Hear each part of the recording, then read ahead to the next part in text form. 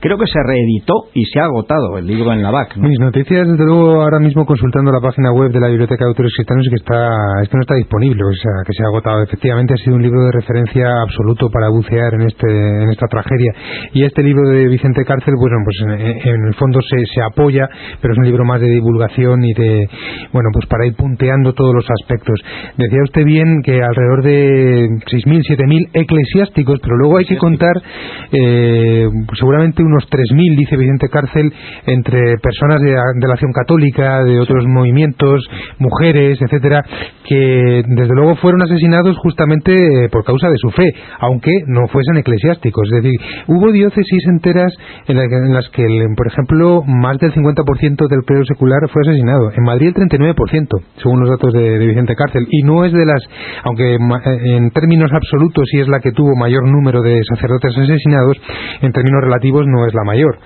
O diócesis como Barbastro, por ejemplo, Jaén, donde fue absolutamente diezmado el clero. Bueno, hay un caso extremo que es el de Teruel, el padre Polanco, que se llamaba así, el padre Polanco, que era además era un monje, no era exactamente un sacerdote, sino que había llegado a obispo. Estuvo un religioso, estuvo primero en el cerco, fue hecho prisionero cuando las tropas del campesino huyen de Teruel, abandonan Teruel, se lo llevan, y cuando salen de España se lo llevan y en la frontera lo fusilan.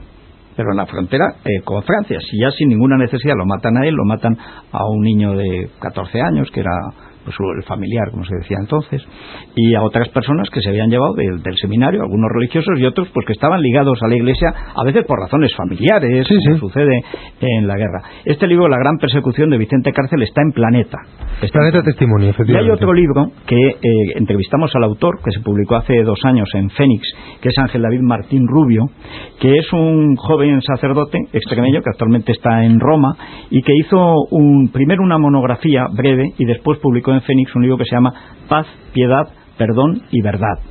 Paz, Piedad, Perdón es la frase última, la célebre trilogía del último discurso de Azaña, que de alguna manera es el intento de reconciliación, pero añade y verdad, contando aquello que precisamente no aparece ni en las memorias de Azaña ni en las de nadie, que es el asesinato masivo de miles de personas por razones exclusivamente religiosas.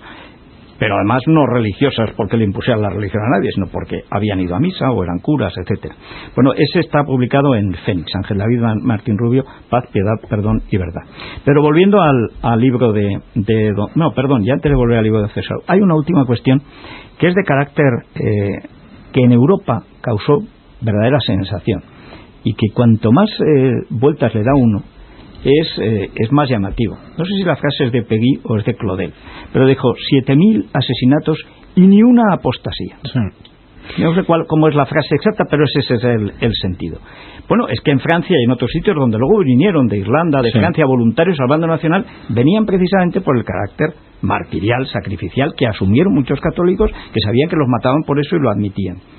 Ese es probablemente el fenómeno que quizá hoy nos resulta más... Es un fenómeno que nos sorprende incluso, yo diría que a los de dentro, porque estamos muy acostumbrados incluso a maltratar mucho a la Iglesia española de esa primera mitad del siglo XX, es decir, que era una Iglesia un poco atrasada, muy centrada sobre sí misma, mirándose siempre al ombligo, fuera de las corrientes de pensamiento europeas, y en todo eso algo de verdad hay, aunque se ha caricaturizado muchísimo, muchísimo.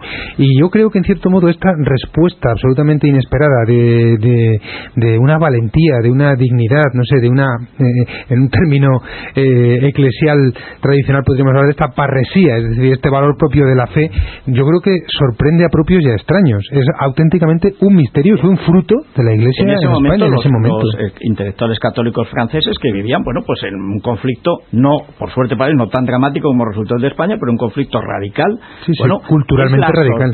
Es la sorpresa de decir, bueno, y estos hermanos nuestros mueren a miles y ni una apostasía. Mira que ante el paredón y con torturas atroces, con violaciones, asesinatos de familiares, Es una cosa verdaderamente llamativa, ¿eh? Ciertamente lo es. Bueno, y la última cuestión, don César, que tiene que ver con la persecución ya dentro de las izquierdas, sí, es el cambio de hegemonía dentro del terror. Es decir, cómo los comunistas, el Partido Comunista o la organización, digamos, comunista en España, porque no solo es el PC, se hace con el terror, y hay episodios que son los que más han trascendido, curiosamente, a la opinión internacional, porque para la opinión internacional lo de matarse entre las izquierdas eso estaba muy mal. Si mataban a las derechas o a los que iban a misa, eso estaba muy bien, no, eso está bien, pero claro, lo de Nin es intolerable. Sí, claro, Nin es un caso, porque claro, sobre todo a partir de la primavera del 37 lo que se produce es un cambio de fuerzas dentro del Frente Popular, del que emerge como vencedor el Partido Comunista. ¿Eso en qué se traduce? Bueno, se traduce en la aniquilación del POUM, del Partido Obrero de Unificación Marxista, se traduce en una persecución más encubierta de la CNT y posiblemente más suave, y en una pérdida de terreno cada vez mayor por parte del Partido Socialista, por ejemplo, a partir de la caída de Largo Caballero, ¿no?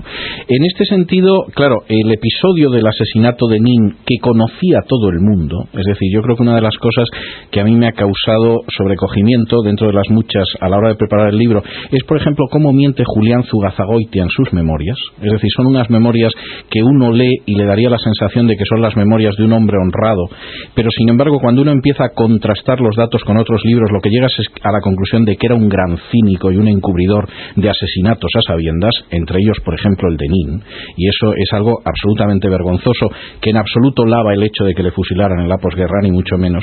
Pues evidentemente Nin es uno de esos personajes, es un personaje al que se secuestra con alemanes de las brigadas internacionales para decir que ha sido la Gestapo la que de alguna manera le ha ayudado, porque él es un agente de Berlín.